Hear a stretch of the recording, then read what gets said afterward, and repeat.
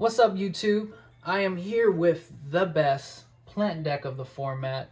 We're talking about Edison, and it is Amaryllis. Shoutouts to Nick for topping third at Nats with it, putting it on the map, and along with Carpath, who shined the light on this card. Amaryllis, I've read the card as soon as I seen it, seen the potential, and bought a playset. With that, the rest was history. I took this deck to Underground's Games Edison tournament, which had 64 players, and went undefeated in Swiss with this deck. And it's low-key crazy because I was debating between Vayu Turbo and Amaryllis the night before. And shoutouts to the Edison Discord group where the Amaryllis just having their input and helping me decide to play this deck. Yeah, I went 6-0. 3 of the matches out of that was on the feature match, and it showcased how I was able to play through with a hand of bricks, and a lot of the feature matches was very crazy. I believe each feature match I did play, I 2-0'd them, and we will be able to review and see what happened. But with this deck, and I was able to pilot it to top 8, losing in top 8, unfortunately, in game 3 with a couple bricks. We did go into time. I felt like if I had more time, I was going to be able to play through the bricks and possibly win.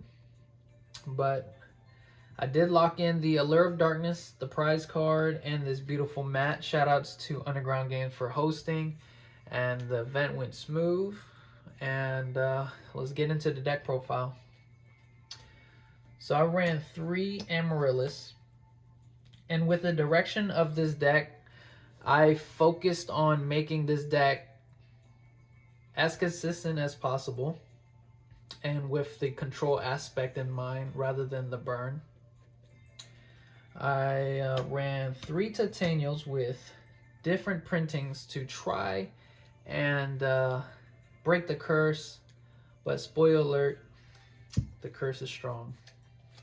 We have 2 Lone Fires, 2 Dandelions, and that's the basic plant engine.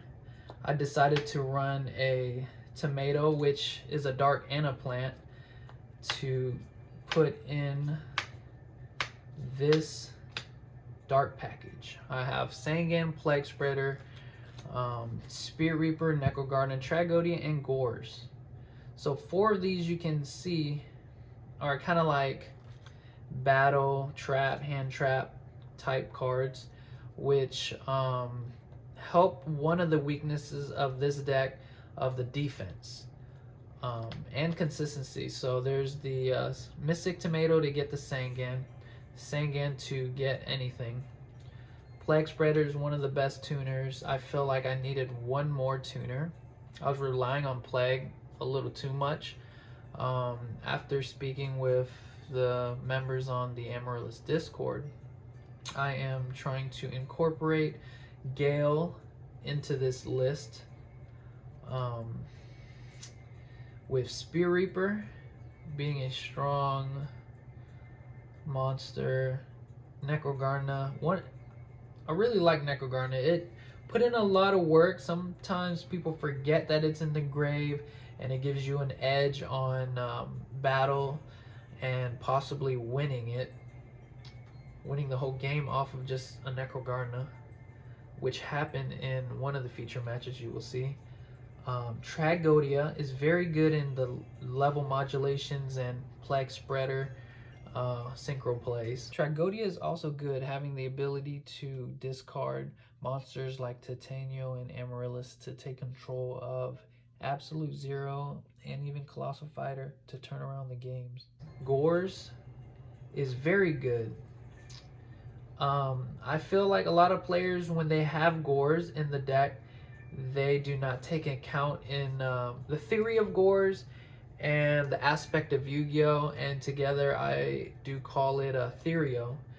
So in theory, with Yugioh, if you're running Gores, you have to play as if the next card or the next few cards, few turns down, you have a possibility of drawing Gores. So with that in mind, you do have to play different. With the cards you set and the next few turns, you definitely have to plan ahead while playing Gores. But Gores, I did win my last round 6 against Blackwings in game 2, where he went first, set 4, and he also had a Royal Oppression in that one of those 4.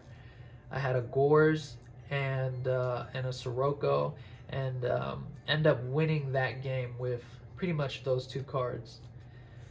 And for the last few monsters, we have 2 Lilas, which put in a lot of work. They bait out bottomless, they pop battle traps, they mill instantly at the end of the turn, and if you're able to protect it, the next turn you're milling another 3, and that really builds your graveyard. I have 2 Raikos, which I ran at 2 and I ran at 3. Feel like 3, it makes the deck a little too slow. 2 is very good, and if you do like Raiko, I would recommend you to side the 3rd one. And the last mill type card is the Card Trooper, and that rounds up the monsters. And let's go to the spells and trap. So that is that. So for the spells, I have 3 trade-ins, 1 allure, and a charge. These cards are like the mill cards, the cards that get your deck going. If you see one of these, you're pretty much good. Along with the dark package, allure makes the deck a lot more consistent. You get to see more cards. You're drawing into your good cards to help you stay in the game or make another play. Some of the staples I ran is a Heavy Storm, MST, Foolish Burial, and Brain Control. Along with Brain Control, Mark of the Rose, those 2 cards you can really break pretty much any board, so I feel like Brain Control is so good in this deck. There is DDR and 2 Hidden Armories. Hidden Armory, I see a lot of people running at 3, but for me, it gets a little too cloggy at 3. I tried it at 1, and with the milling, I feel like when I mill the only 1, I miss having that card being able to be played in that game. So I tried 2 of it, and I feel like that's a good number. You mill 1, you still have 1 in play for the following turns, and it came up a few times with that, and I feel like 2 of them is a sweet spot. Let's see what else. So for the traps. So my trap lineup is a little different compared to a lot of the Amaryllis players at the moment, which is that I ran battle traps. So I ran double D-Prisons, which worked out a lot. One of the weaknesses of Amaryllis is monsters like Colossal Fighter, Cataster, and this also protects Lila.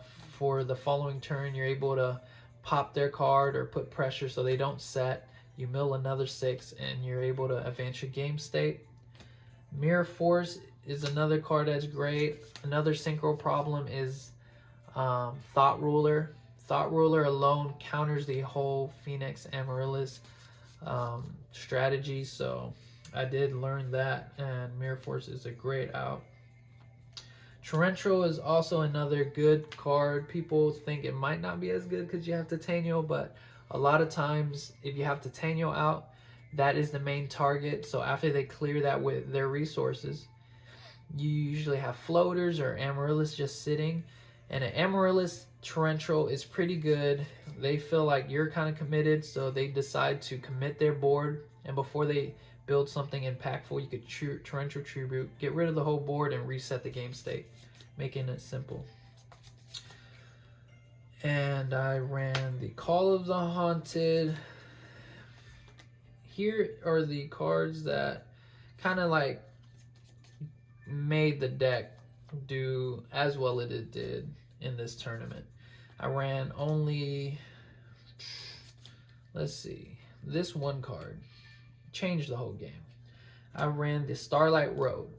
So Starlight Road, I was talking to my brother about this versus like Black Rose, because some of the times I had a full board of 2 tokens, Lone Fire, Titanium, very busted board, but what broke it was just a Black Rose, a Absolute Zero, and cards like that. Lightning Vortex I got hit with against Lightsworns in round 5 and in top 8, I believe.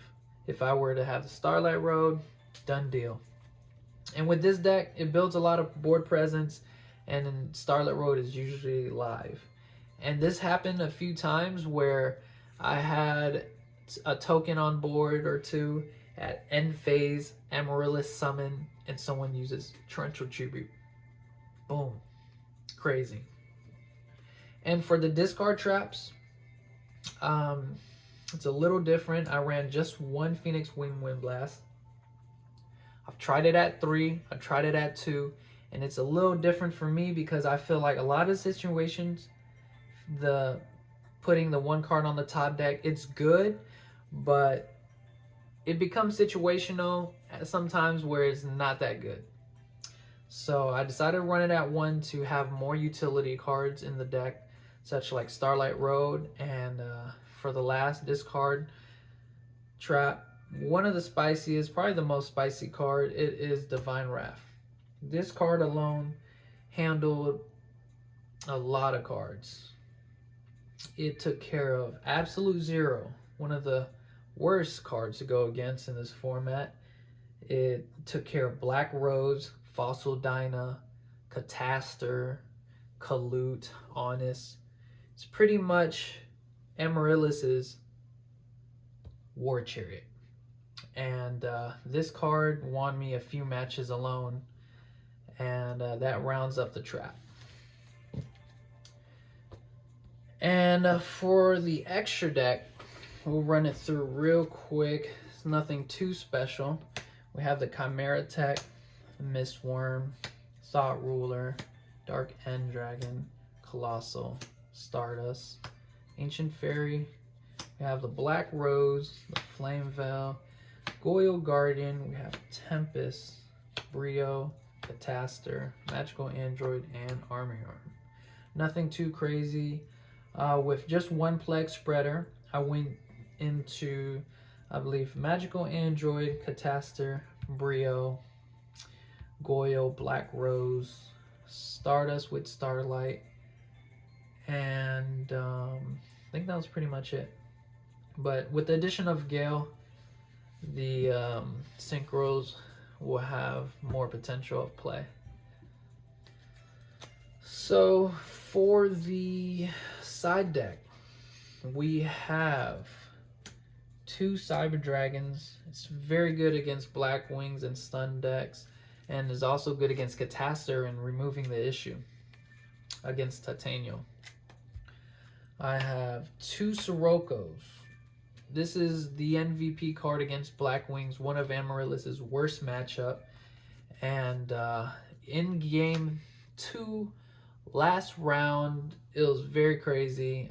Sirocco against Blackwings alone just beat the matchup. I have Neospatian Grand Mole. It is a card against Absolute Zero and Synchros. And the theory behind this is it combos off with Amaryllis, where you attack, it bounces up, end phase you have Amaryllis, and it's just like a little cycle. For the spells, I have a Lightning Vortex, a Soul Taker, Soul Release, and the Burial from Different Dimension. I have, for the traps, we have Compulse. For Ab-Zero and Synchros, I have returned from a different dimension. Looked into it. This was the last minute edition along with the Siroccos the day before. You know, shoutouts to the Chaos Amaryllis Plant player who topped the RUBT. This really won me 2 matches against the Blackwings. It really helped. Being it the worst matchup, one of the worst for Amaryllis, that took care of that. And this, adding along to the Burial as a remove from play card. I was running this, and I like having 2 cards when you're playing a mill deck, because if you mill one, you have the other to rely on. Because a lot of times I was just running the 1 Burial. It got milled, and the game gets tough. So for the Floodgates, I ran 2 Skill Drains. Very strong cards. It takes care of a lot of matchups, and with Phoenix Amaryllis, it gets under it. Lone Fire gets under it. Titanium gets under it. So very busted. I was low-key thinking about adding a second Divine Wrath in the side deck, but Skill Drain just took that spot. And I ran 2 Decrees for Blackwings and Hero Stun and all that. And I feel like this side deck is pretty solid. If there was a card I would change, possibly taking out 1 Cyber Dragon to fit something. I could work around maybe Soul Taker or Lightning Vortex. But overall, I feel like the side deck is very solid. You could probably change Compulse as well. But this is all player preference. Let's look at the tournament report. So in round 1, I played against Dragon Turbo. I 2-0'd that. I also won the dice roll. It was fairly easy with that matchup. Blackwings round 2, I won 2-1, dropping game 1 due to a misplay. And looking back at it, if I played more optimal, I would not have dropped the game. Round 3 was a feature match against Frog Heroes. It was very good. I don't remember everything, but the last play of game 2, the Frog player has a Ab-Zero boosted by a Treeborn and attacked over my Titanium.